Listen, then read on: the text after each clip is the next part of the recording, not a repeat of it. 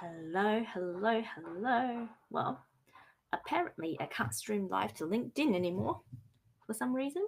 Well, we'll see how we go. Hello, hello, hello. Hello, Instagram. Hello, Facebook. Hello, YouTube. How are you all? Oh, we got a few people joining today. Yay! That makes me very happy. Okay, so this is going to be recorded as part of my podcast for tomorrow. So I'm just gonna do my podcast thing. Also, a note for everybody listening, and also for Shane, my editor. For some reason, the construction site next to us, it's not even like right next to us, but like the next street down, decided that they want to work today. Many construction sites are not working this week.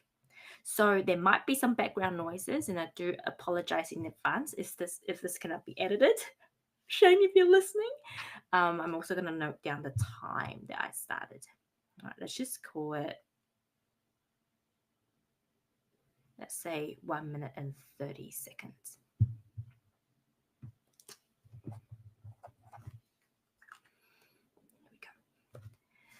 Hello, hello, hello. Welcome to this episode of the Womanly Way podcast. I am so excited to talk about this today. I feel like this is a realization that everybody needs to have. For me, I can't believe it's taken me so long.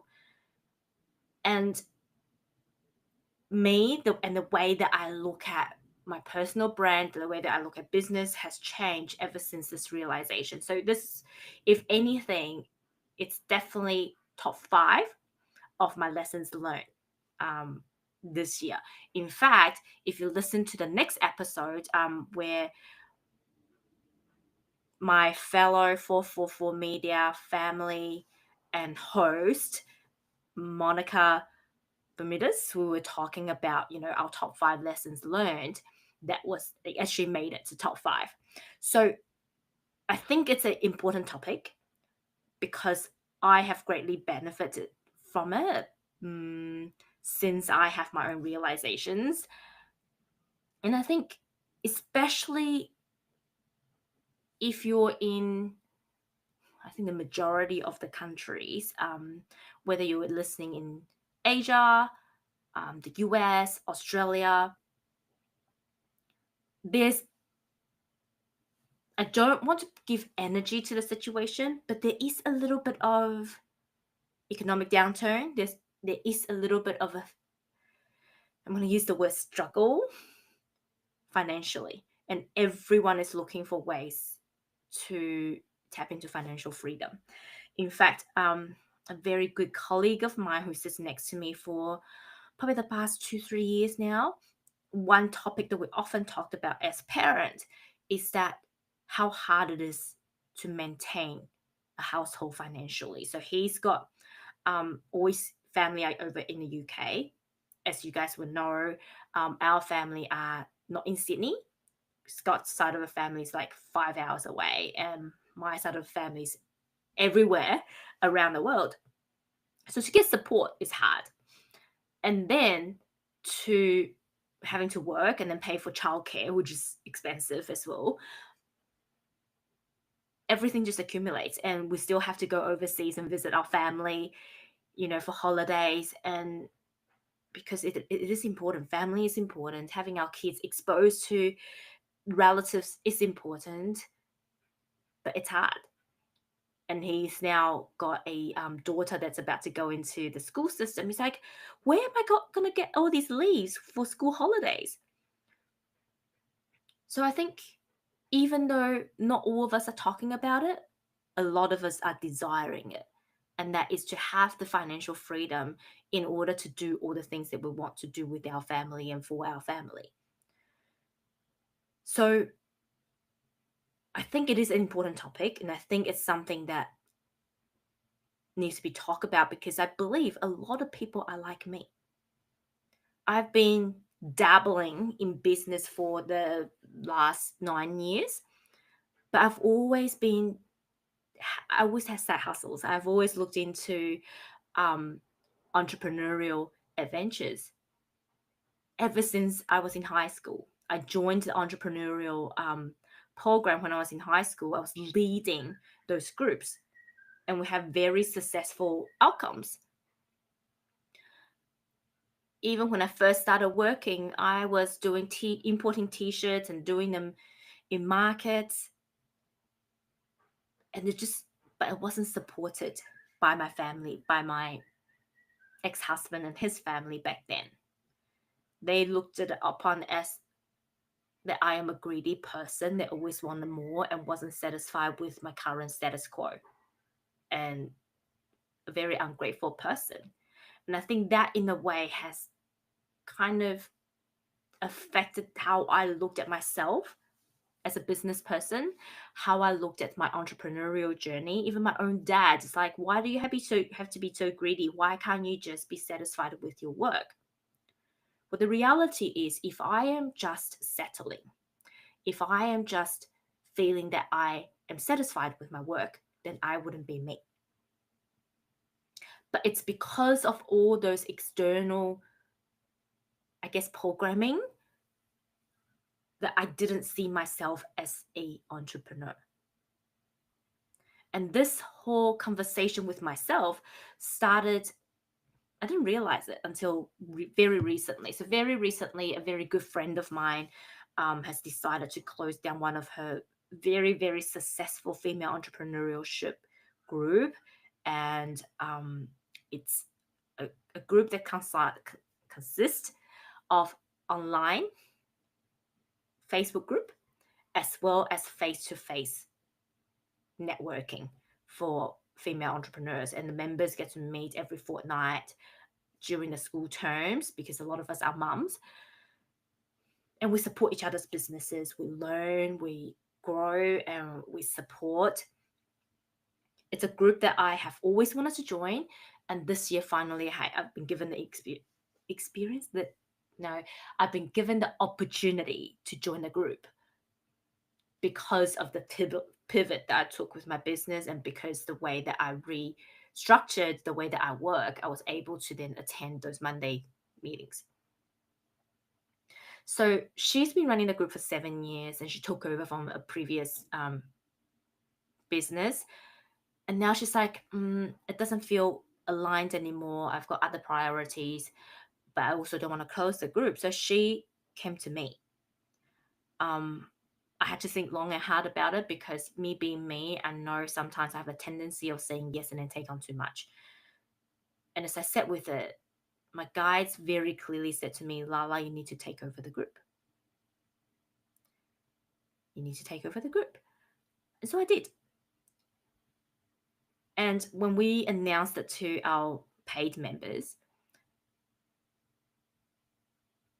the introduction was, Lala is very entrepreneurial. She's probably one of the most entrepreneurial, spirited person that I know. And when I heard it, I could not receive it. I was like, oh, no, I'm not. I found it really, really hard to accept it, because what I realized was, deep down, I didn't believe that I would make it in business. I didn't believe I was entrepreneurial, because I have not made it yet. So I asked myself, and continue to ask myself, and said, so what does it mean to me to say that I am entrepreneurial? What's my definition of success in the entrepreneurial world? And what came out was really interesting. I'm like, I have not made millions of dollars. I was like, wow. Can you imagine that programming? And deep down, part of that programming is also, I cannot make millions of dollars. I am not able to. Can you see how I kept myself small? And I was like, why not? Because I have not generated a proven record. And in order to call myself an entrepreneur, I believe I need to prove myself as a successful businesswoman that has made millions of dollars. I was like, wow, that was a big aha moment. So I started researching. And this is me, right? Whenever I don't understand something, or whenever I have a misunderstanding of something, I go and research. I go and find out. And so I consulted Dr. Google, and I consulted a few different medias. And here are some, I'm just going to read out this. It's a bit of a word vomit, but there are a few things. So, and there's two slightly different point of views. There's entrepreneurial spirit, like someone who's got the spirit of an entrepreneur, but there's also the qualities of an entrepreneur. I think having the spirit is something that within you, but the qualities, I believe, are something that's trainable, that you can train yourself. So I'm going to go with the entrepreneurial spirit first, and some of the spirit things, I think you can also train yourself as well. So there's leadership, there's motivated by challenges. It's a doer, not a sayer. Quick but thoughtful when it comes to decision making. Like, are you able to make quick decisions, right? Risk taking. Oh yeah, I live in a neighborhood where people love to drive noisy cars. So if you hear a noisy car, that's what happened. Ambitious dreamers, resourceful, critical thinking, excited to learn and grow, optimistic when it comes to life and work. Now, the qualities I found through my research: visionary, or big picture, having a vision, innovative, risk taker, resilient, self motivated, persistent, adaptive, resourceful, action oriented, passionate, curious, and also customer centric. When I looked at this list, I'm like, oh my goodness. When I looked at these two lists, okay, I have an entrepreneurial spirit, and I also have the qualities of being an entrepreneur. And I think a lot of people look at entrepreneurs like they have to be either or. They have to be either the visionary or the doer. But the truth is, they need to have both. They need to have both. I think they need it's the best way that I could put it is it's that perfect combination. It's someone who have mastered the art of dancing with the internal masculine and feminine. Because the feminines are the dreamers, the feminines are the visionaries. Now, when I say masculine and feminine, I'm not talking about men or women. I'm talking about your yin side and your yang side. And this really, if I reflect back on my 9 years in business, that has really been the ultimate training ground for me in business. It's balancing that our ambitious dreamer, the big picture, with the detail, with the planning, with the action taking. One cannot live without the other. It's being able to see what's the vision and maintaining the vision, having the resilience to fail and stand up again, fail and stand up again, and continue to do it, and to be adaptive like water, but to also be firm in your beliefs, in your actions. And you may be like, well, yeah, I'm definitely not entrepreneurial and based on that list. But if you looked at me 10 years ago, or even before I started working, I'm not always entrepreneurial. I'm not always entrepreneurial because sometimes my human gets in the way, the fears get in the way. Just like my realization now, right? Even though I have all the tools, my human still gets in the way. Our belief still gets in the way. And that's really why I think I still remember when I first started working in my side hustle, one of my mentors said this to me, like, Having a business is the best and the best and the ultimate personal development and inner work, because a business will never, ever outperform the psyche of its leaders. And so, if I look at this list, or these two lists, a lot of the things I really have to learn, even like something that seems like it's a given in life, like optimistic when it comes to life and work, I wasn't always optimistic,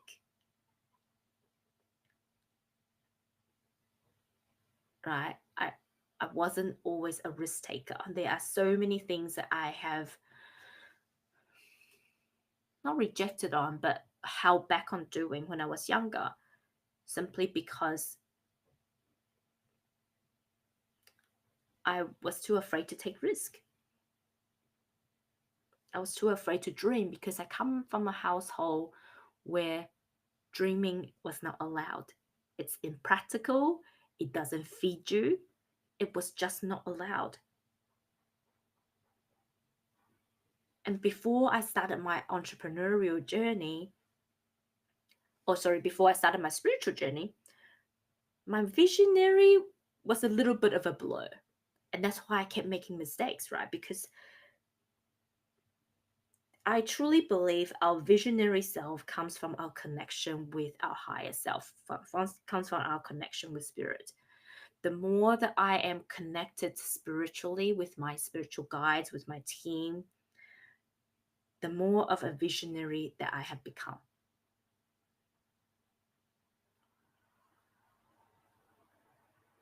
And really, I would say some people are like, no, I'm into detail. I'm not a visionary. We can all be a visionary. And quite often, fear is what holds us behind. Leadership is the same. Leadership skills are trainable. I think, we talk about so much about heart led leadership these days. That is something, the more connected to who you are, the more confidence you have around your brand and your leadership styles, you will see your leadership style flourish. But sometimes it's really going into the trenches and run those things and do those things and make those mistakes than when you become a leader. I want to talk about things like, well, I'm not a business minded person. The truth is, we are all business minded people,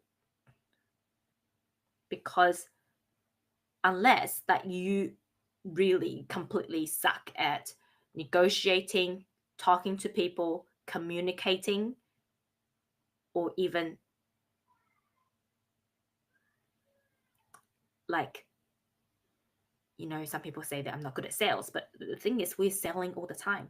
Whenever you're trying to convey an idea, or if you're a parent trying to persuade your kids to eat vegetables, try to persuade them to get out of the door, these are all sales skills. My sales is essentially, it's not pushing an idea. I truly believe sales is really about, I've got this thing, it's going to be good for you, and I want to present it to you. It's the traditional icky car sales technique that we're exposed to that make us think that we're not good at sales. But we all have to do sales. When you're asking for a promotion, it's a sale. When you're negotiating a job, it's a sale. So if you're not good at sales, unfortunately, I would say you're not good at promoting yourself. And maybe that's why your career isn't taking off. Maybe that's why that you weren't able to get your dream job. But this is also why it's more important, even more important, to understand how to sell. Even more important to understand business and start to treat yourself as a business. if you really look at what entrepreneurial spirit is, it's the game of survival. But it's the game of survival, I truly believe, on a spiritual perspective. It's surviving on a far higher frequency. Entrepreneurial spirit is like spiritual practice. It's about treating yourself as a brand and treating yourself as a priority. If we look at it this way, leadership, you need to be able to lead yourself, right? In order to thrive and be successful in life, you need to be able to lead yourself. You need to be able to motivate yourself when things get challenging. No one else will. You need to be able to do things and not just say things. Like a lot of people are like, I keep procrastinating, I keep failing, I just can't achieve these things. I'm like, the truth is, what it is you actually don't trust yourself. And the reason that you don't trust yourself is because you've been saying all these things, but you have not delivered on your promises. The best way to be successful that I know how is to start with your relationship with yourselves. The current company that I work for, there's a term, we do what we say we do. But the truth is, there's a lot more people that just says rather than do things. And one thing I've been known for is that if you want to look, and this is what my previous boss used to say, if you want someone who will do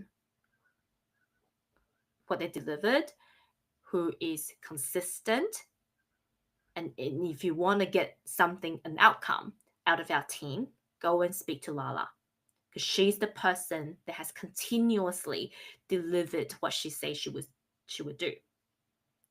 It sometimes might take a little bit longer because, priorities and things. But if I say I would do something, I would do it.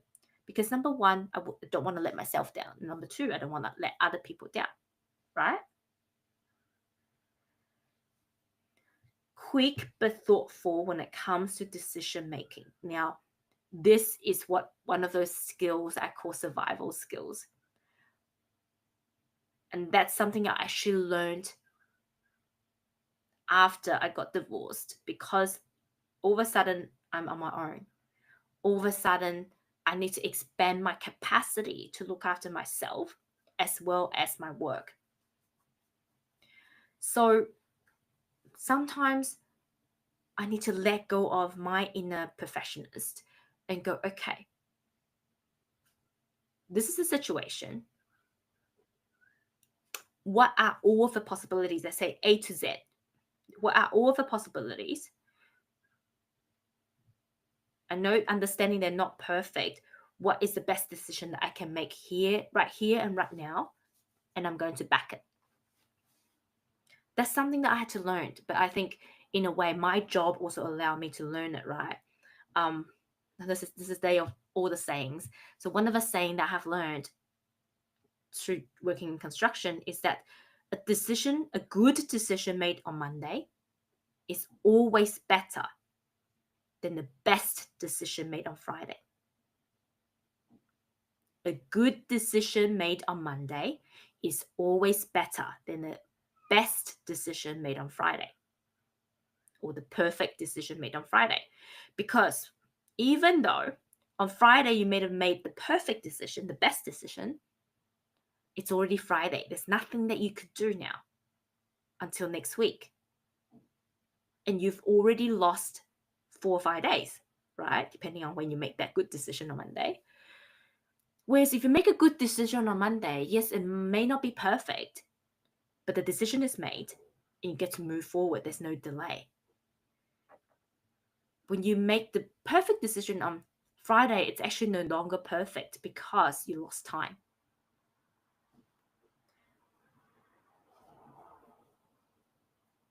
And this was something that really, really helped me. And this is something that I truly believe a skill that everybody can acquire. And the truth is, if you can adapt this skill, well, you find is your life is a lot easier. You're no longer procrastinating, and you're no longer beating yourself up for making a perfect decision or not making a perfect decision, right? And I think this is really linking to risk taking. To me, I never take blind risk. It's always calculated risk. And it's the ability to make quick decisions allows me to make calculated risks. But my calculated risks these days are very different than my calculated risk 10 years ago now. Because I have a team, I have my spiritual team, I have my connection to my higher self.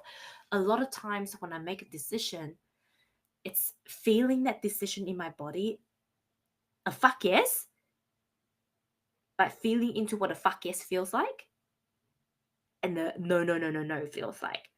And this is part of me understanding my generator, my um, authority, my emotional authority as a manifesting generator. I have to allow my emotion to settle and feel into it in my body for like an absolute yes, a no brainer, right? And often, literally, I'm gonna say my brain, I will literally hear this voice when I have to make the decision. It's a no brainer. And that's when I know that's the right decision, right? No brainer. So my brain doesn't even have to think about it. Things like, I'm just going down the list. I think we've covered the most big things that I want to talk about. Things like resourceful, it's something they really have to learn. Like, again, it's another survival skill, I believe, when push comes to shove. And really, the biggest thing is that, are you doing something that you're passionate? Is this something that to you, it's like, I cannot live without it? Whether it's so you can get more money to support your family out of being desperate, or whether it's something that you truly love. And the perfect combination is always both. Both, that this is something you have to do in order to survive, and this is something you love, right? And you are doing it with the people that you love. For me, this is how I look for jobs. For me, this is how I've been able to grow my career so successfully. And for me, this has always been my guiding factor with my business. If I no longer feel engaged, passionate, and loving in a group, especially in the network marketing sense, I know my time's up. I know my time's up. And I know people are like, oh, but like, you have been in so many, like, is it a shiny object syndrome? When I first started, yes. And now, no. Right? Because I'm looking for ways to diversify my income, but also I'm looking for ways that I can help other people to do the same thing. But there are still aligned business and not aligned business. And what you'll find is, in the past years, I have now joined 3 business in the past 12 months.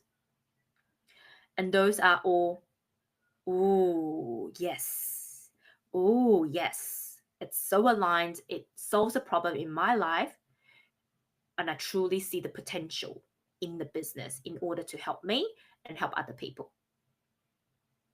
And this really comes from learning to discern, but understanding what the end goal is. Right? So with my career, there's an end goal. With my business, there is an end goal. And when my friend Bianca came and approached me about taking over Successful Woman Collective, there is an end goal. I have to look at, what can I do with this business coming into my business, and does it match the end goal? And for me, I really have to look at it and go, okay, does it really match the end goal, or is this me being too optimistic? Right? I first look at, because I've only just rebranded as well, I need to make sure that I stay in this brand direction, because that was something that was important to me. And if I look at my brand, which is The Way Back Home, really it's about helping modern day working parent find their authentic voice, authentic self, So then through that place, they can find other ways to create financial freedom, which includes business components, right? And I know that business coaching is not something that I'm coaching right here, right now, but it was something on the blueprint of the way back home. And so when I then looked at Success Woman Collective, I'm like, okay, it's really something that's really aligned and that I could utilize. It would not take over my business and my mission, but at the same time, it's really just about bringing a component of what I wanted to do in the future forward, building that foundation earlier. Even my mentor said to me, you'll probably feel like a little bit of backwards, because obviously you have to kind of regroup your message, but in the long run, it's worth it. And this really is, you really have to look at it as, what's the vision? What are the steps to get there? What's the strategy? But then also, what are the finite details? What can I do with this new thing? And what can I bring to the table? So I truly, truly believe that all of these things are things that we can learn if we truly desire it. But the most important foundation to be able to start tapping into and discover your entrepreneurial spirit is passion. Is having passion and curiosity. Those are the two things. Having passion, curiosity, and a drive to improve and to be better every single day, to grow. Those are probably, I would say, the three basics. Everything else you can learn from. So I then found this thing called the 5 Ps of entrepreneurship.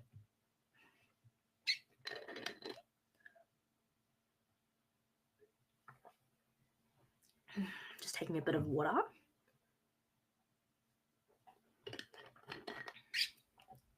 All right. So the 5 Ps of entrepreneurship, the first P is planning. Are you able to plan?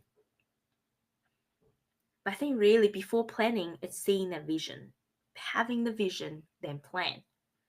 Plan your vision, right? So you need the big